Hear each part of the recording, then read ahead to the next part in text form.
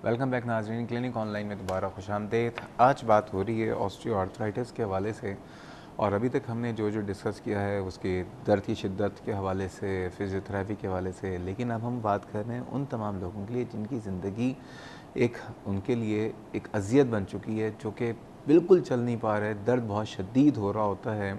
तो उस पर क्या किया जा सकता है? डॉक्टर मंसूर अली ख़ान मौजूद हैं, associate professor of orthopaedics Indus hospital Karachi से हमारे साथ।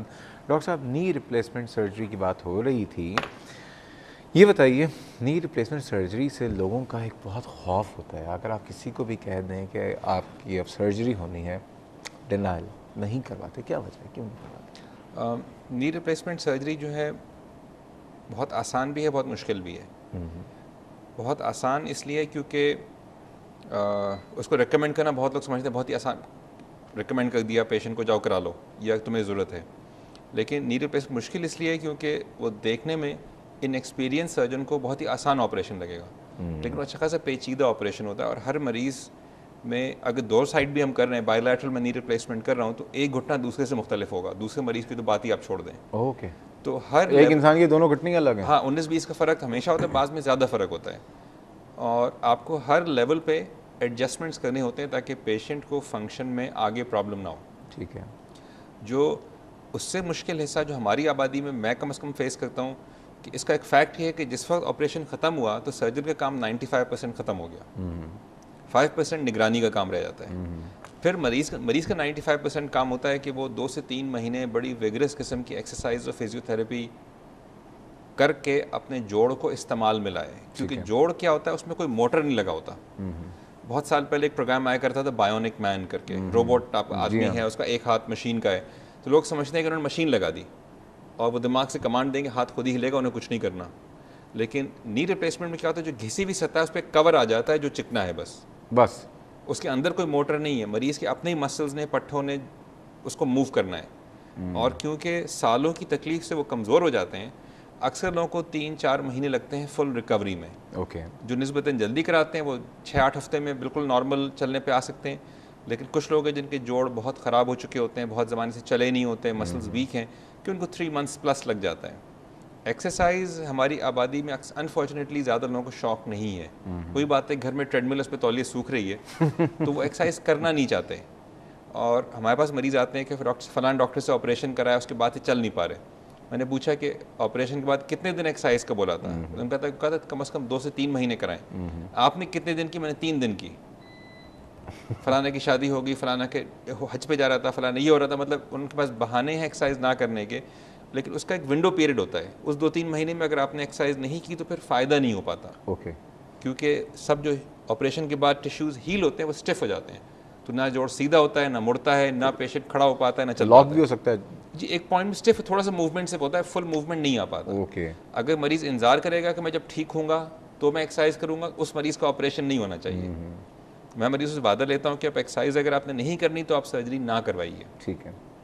क्योंकि ऑपरेशन के बाद रेस्ट बिल्कुल नहीं है, अगले दिन पेशेंट ने मूवमेंट शुरू करना, अगले दिन खड़ा होना। सर्जरी के बाद तो 1 महीना बिस्तर पे ही लेटना है जी। ये बहुत बहुत पॉपुलर कॉन्सेप्ट है, और पूरे रिश्तेदार खानदान वाले भी कहते हैं उठना नहीं, सर्जरी हुई है।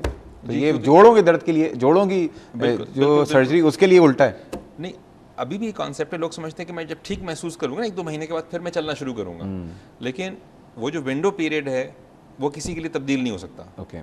अगर उसमें पेशेंट ने एक सर्टेन लेवल अचीव नहीं किया तो उसे आगे फिर अचीव नहीं करेगा। ठीक है। लेकिन हमारे इलेक्शन पोस्टपोन होते हैं, हमारे एग्जाम पोस्टपोन होते हैं, लोग समझते हैं कि वो टाइम भी पोस्टपोन करवा सकते हैं। उसमें नेगोशिएशन, कुदरत से आप मुकाबला, जो अल्लाह ने निज़ाम रखा है कि इतने दिन के बाद ये चीज़ होनी, उसको आप मुकाबला नहीं कर सकते, चेंज नहीं कर सकते। सही। लेकिन लोग उसको चेंज करना चाहते हैं। सही। ये बताएं कितनी हद तक ये प्रोसीजर सेफ है? मेडिकली अगर पेशेंट को कोई सीरियस बीमारी नहीं है तो काफ़ी सेफ़ है। असल में मैं इसलिए आपसे पूछ रहा हूँ कि अमूमन नी रिप्लेसमेंट सर्जरी का जब लोगों को रिकमेंड किया जाता है तो वो एज ग्रुप होता है जो कि 60+ टू 80 तक या उससे भी ज़्यादा, और उस एज में और भी दूसरे मेडिकल प्रॉब्लम्स लोगों को, अमूमन डायबिटीज़, हाइपरटेंशन, किसी को और दूसरे मसाइल भी हुए होते हैं। तो किन लोगों की सर्जरी नहीं की जा सकती है? आई थिंक इसमें बहुत जो चीज़ समझने की ज़रूरत है कि जो इस सर्जरी की बहुत हद तक सेफ्टी है, वो आजकल करंट स्टैंडर्ड ऑफ एनेस्थीसिया जो इतने अच्छे हो गए, बेहोशी के जो डॉक्टर, उनकी महारत इतनी है कि वो इतने बड़ी उम्र के कमज़ोर 3 हार्ट अटैक वाले शुगर ब्लड प्रेशर के मरीज़ को भी नींद की दवा दे के 3-4 घंटे में उठा के बिठा देते हैं। ओके। तो इसमें जो भी सेफ्टी है, जो भी क्रेडिट जाता है, वो हमारे फिजिशियन कॉलीग्स को जाता है और हमारे एनेस्थीसिया कॉलीग्स को जाता है। ठीक है। कि वो मरीज़ को प्री ऑप मैनेज करके इस लेवल पे ले आते हैं कि बेहोशी मिल सके। बेहोशी की दवा वो चूज़ करते हैं जिससे मरीज़ को कोई नुकसान ना हो। उसमें भी बहुत बड़ा मेन्यू है। ठीक है। सुन करके करना है, कमर में टीका लगाना है, एपिड्यूरल स्पाइनल कौन सा करना है, जनरल एनेस्थीसिया की बहुत सी दवाओं की कॉम्बिनेशन है, तो कौन सा वाला चूज़ किया जाए। ठीक है। तो जनरली मेडिकल कॉम्प्लिकेशंस तो ना होने के बराबर हैं पोस्ट सर्जरी। अच्छा, बिल्कुल ऑनेस्टली बात बता रहा हूँ। कोई सेप्सिस अमूल लोगों को पता है? इन्फेक्शन का जो मसला है वो ऑपरेशन थिएटर की सफाई से ताल्लुक है। ठीक है। उसमें मेडिकल मैनेजमेंट और एनेस्थीसिया रिलेटेड इशू नहीं है, क्योंकि ऑपरेशन महंगा है। बहुत दफ़ा लोग ऐसे अस्पताल में, कितना खर्चा आता है इसका अंदाज़ा? वो वेरी करता है, लेकिन अगर एवरेज कॉस्ट आप जोड़ की लगाएं तो अगर इंग्लैंड का या अमेरिका का जोड़ है तो 1.5-2 लाख के करीब प्राइस होगी just for joint. Overall charges के ऊपर ओवरऑल अंदाजन सर्जन की फीस, हॉस्पिटल अंदाजन 3 से 5 लाख का खर्चा आएगा एक जोड़ का? साइड का। जी, एक साइड का। ठीक इंडस है। हॉस्पिटल में हम फ्री करते हैं, तो वहाँ तो कोई कॉस्ट नहीं है। आपके यहाँ होते हैं? जी होता है, फ्री ऑफ कॉस्ट होता है। ये भी कर रहे हैं? ये भी कर रहे हैं। हमारी वेटिंग लिस्ट 2014 तक अनफॉर्चुनेटली चली गई है, क्योंकि इतने लोग हैं जिनको ज़रूरत है। इतना महंगा ऑपरेशन वो फ्री में हो रहा है? जी, डॉक्टर साहब यकीन करें, मेरा दिल चाह रहा था सब 10,000 लोग हों और सब तालियां बजाएं आपके लिए। लिटरली मतलब मेरा लिए बहुत बड़ी बात है। इस जैसी सर्जरी भी पाकिस्तान, क्योंकि पूरी दुनिया में जो है ये सर्जरीज अमूमन नहीं कर रहे होते वेलफेयर के बावजूद भी, लेकिन पाकिस्तान में हो रही बड़ी बात है। डॉक्टर साहब ये बताइए, तो एवरेज जो कॉस्ट है वो 3 से 5 लाख आपने एक नी के लिए। जी, तो बात हो रही थी सेप्सिस की, तो आपने कहा कि अच्छे हॉस्पिटल्स में करवाएं तो सेप्सिस के चांस। उसमें ये है ना कि बहुत से हॉस्पिटल जहाँ पे खर्चा कम होता है वो इसलिए होता है कि वो बहुत से कॉर्नर्स कट कर रहे होते हैं, जो कट कॉर्नर्स होते हैं ना, कि शॉर्टकट ले लिया, पूरी तरह सफाई नहीं की। ठीक है। हकीकत ये है कि इस ऑपरेशन की तैयारी और जो सामान इसमें इस्तेमाल होता है वो बहुत महंगा है। ठीक है। और इसमें हॉस्पिटल्स का प्रॉफिट मार्जिन अगर होता है तो बहुत हाई नहीं। आखिरी एक चीज़, जी बिल्कुल, हमारे 10 सेकंड है। जी, लोगों का कंसर्न होता है नी रिप्लेसमेंट पे कि अभी तो कुछ भी है, चाहे मुश्किल से रो धो के कुछ तो खड़े हो रहे हैं, चल रहे हैं, ये ना हो कि नी रिप्लेसमेंट सर्जरी के बाद बिल्कुल ही हैंडीकैप हो जाए। हकीकत यह है कि दुनिया में किसी अस्पताल में भी इसकी कामयाबी 100% नहीं है। अगर मरीज़ चलने की एबिलिटी खो चुका है, व्हील चेयर पर आ गया है, या इतनी तकलीफ है कि चलना छोड़ने वाला है, तो अगर वो सर्जरी कराता है तो उसके जहन में रखना है कि तकरीबन 98 से 99% ये है कि कामयाबी होगी। ठीक है। 1 से 2% दुनिया के हर मुल्क में, हर अस्पताल में पेचीदगी होने का अंदेशा होता है। ठीक। लेकिन अगर वो कुर्सी पे बैठा रहेगा तो ये गारंटी है कि बाकी उम्र कुर्सी पे गुजरेगी। ठीक। तो रिस्क वर्सेस बेनिफिट का है। बिल्कुल सही। तो वो मरीज़ का फैसला है, कुछ मरीज़ की अपनी किस्मत है कि किस तरफ उसे किस्मत उसको लेके जाती है। डॉक्टर मंसूर अली खान साहब, बहुत शुक्रिया, बहुत शुक्रगुजार हूँ। आज भी आप कंटिन्यूस 2 दिन हमारे साथ मौजूद रहे, बहुत बहुत शुक्रिया। और आपके लिए और आपके इदारे के लिए बहुत सारी दुआएं कि अल्लाह ताला आप लोगों को मज़ीद हिम्मत दे, इस्तिक़ामत दे। जिस तरह से आप लोगों की खिदमत कर रहे हैं, एक इंडस हॉस्पिटल नहीं, मैं कहता हूँ इस मुल्क में सैकड़ों इंडस हॉस्पिटल खुल जाएं जो कि लोगों की इसी तरह से खिदमत करें। दुआ तुम्हारी यही है। शुक्रिया नाज़रीन, ये था हमारा आज का प्रोग्राम।